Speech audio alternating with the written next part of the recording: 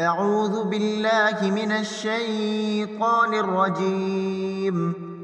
بسم الله الرحمن الرحيم. وقال الملأ من قوم فرعون أتذر موسى وقومه ليفسدوا في الأرض ويذرك وآلهتك قال سنقتل أبناءهم ونستحيي نساءهم وإن فوقهم قاهرون. قال موسى لقومه استعينوا بالله واصبروا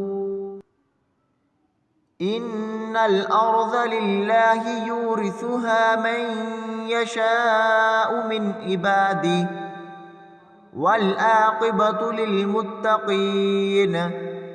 قالوا أوذينا من قبل أن تأتينا ومن بعد ما جئتنا.